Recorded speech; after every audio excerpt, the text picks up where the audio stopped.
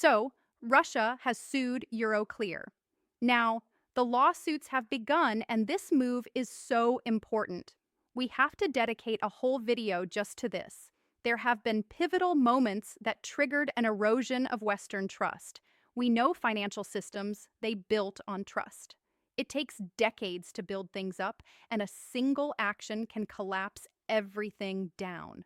Now, when Biden locked the Russian economy out of SWIFT, that was bad enough. Not being able to transact in dollars was a big shock. It created a currency crisis, and the Russian ruble did collapse by 30% at the lowest point. Then the Russian reserves were frozen and confiscated.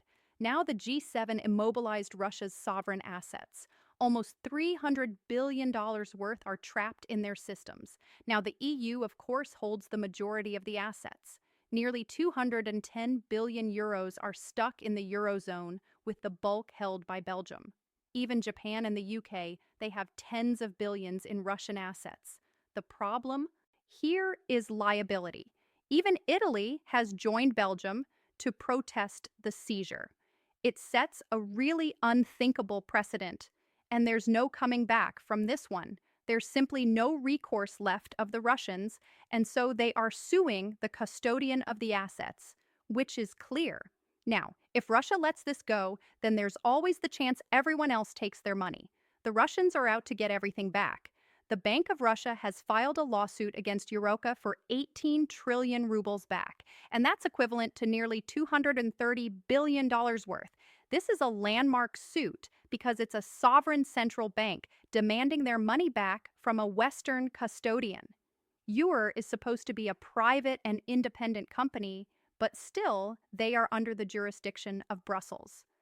And this highlights the danger of holding money in Europe or the West. We best believe Russia is willing to let the money go, and the lawsuit has a deeper motivation than just $230 billion. Now, the Russian funds in Euroclear are very important for Europe. The EU is broke, and they can't possibly issue more bonds without entering a crisis. Just the interest alone is helping the EU fund Ukraine.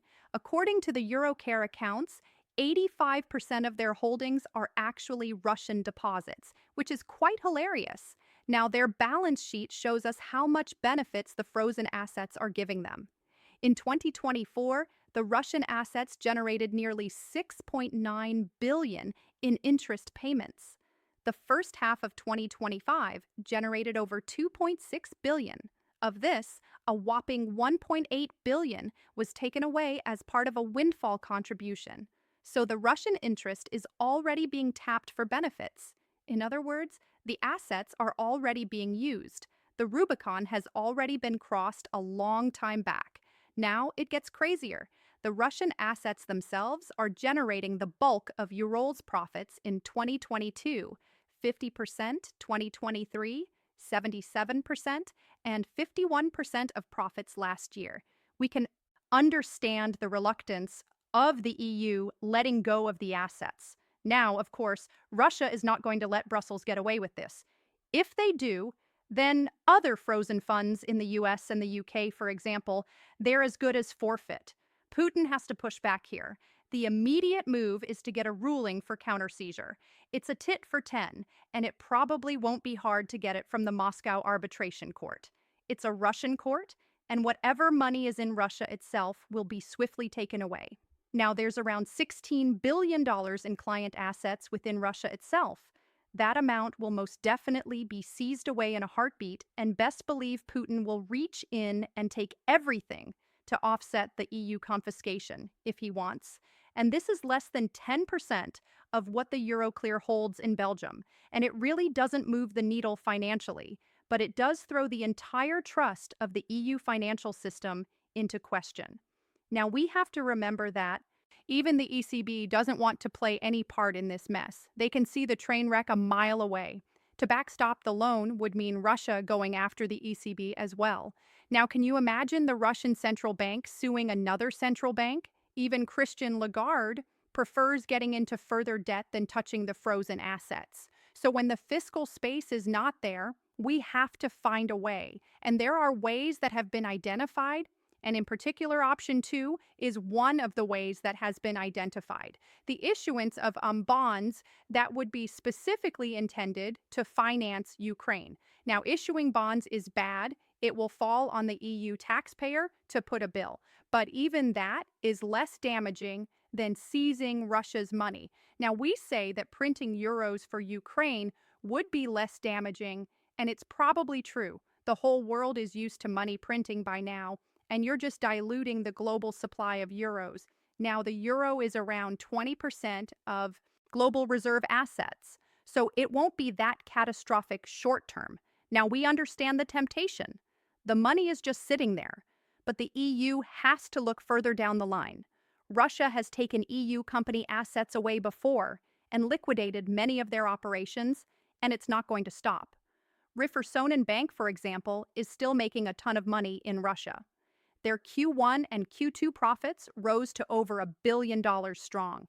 It's prime time for taking if Moscow decides to retaliate fully. There are many EU companies still operating in a country.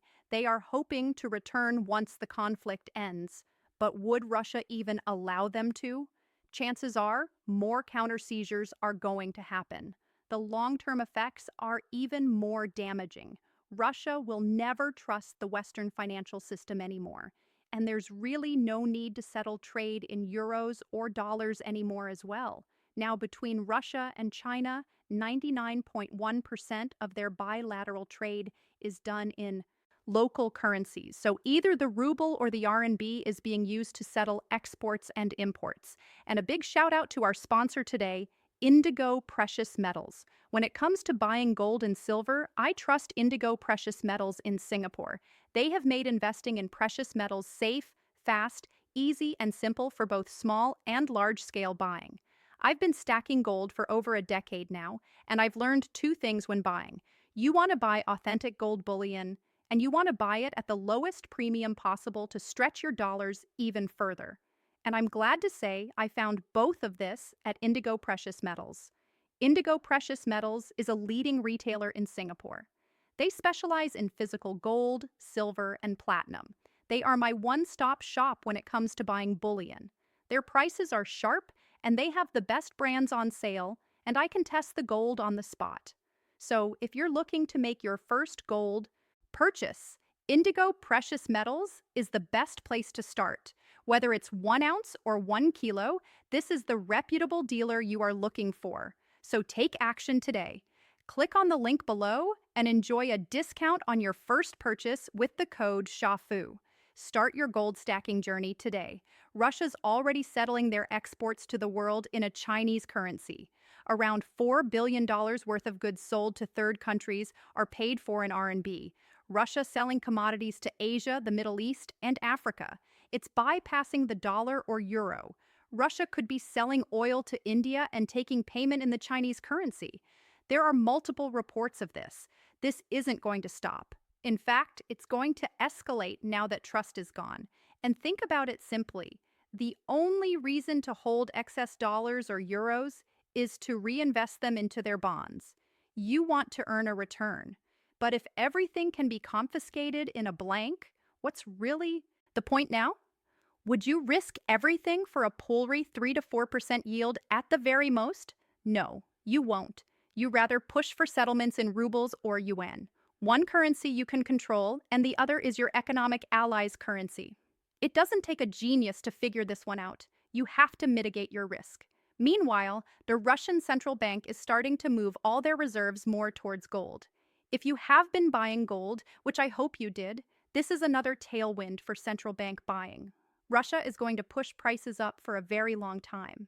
Now, the Bank of Russia just updated their reserve holdings as of end November. They hold over $310 billion worth of physical gold bullion.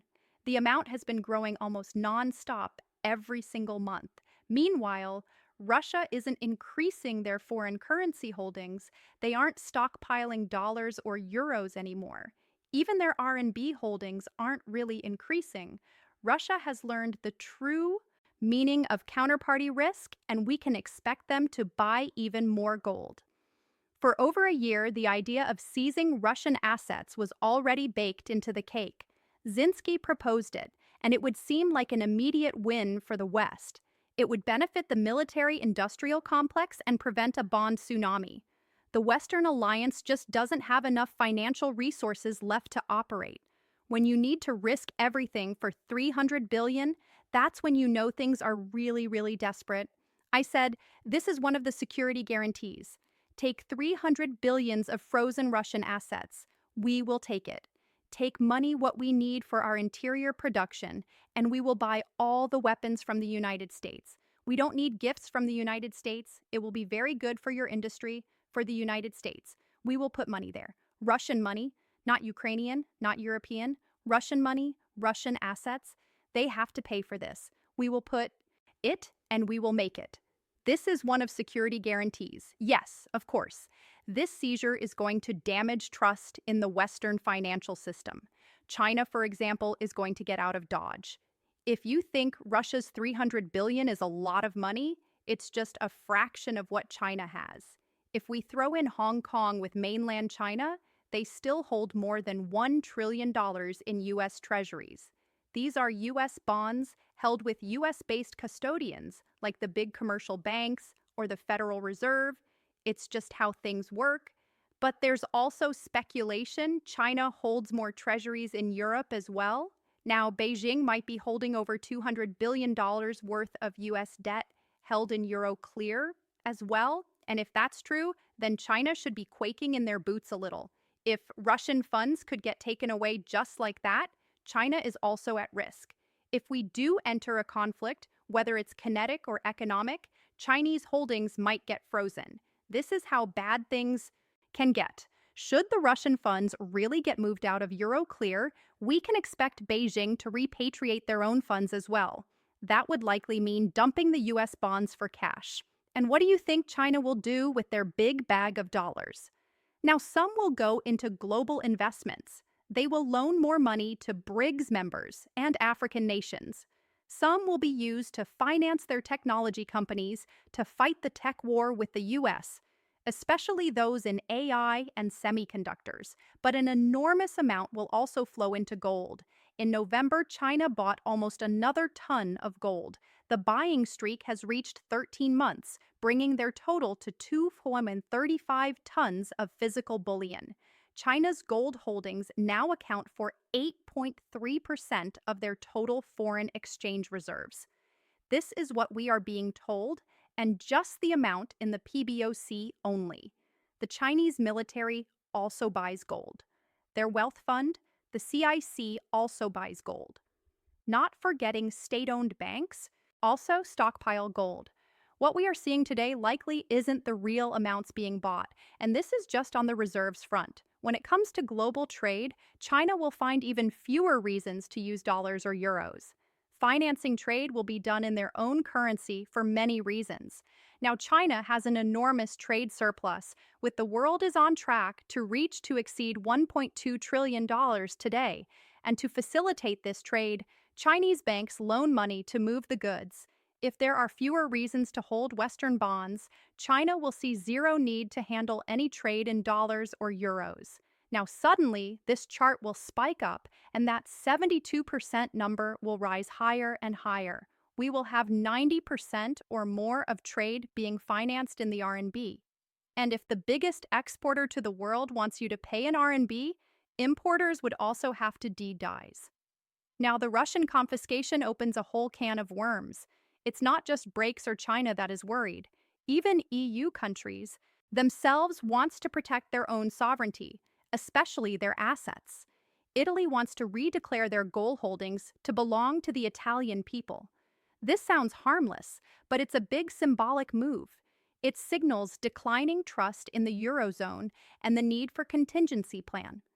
If trust collapses, especially after the Russian seizure, Italy has a way out. They could use their gold to backstop their economy or even their currency.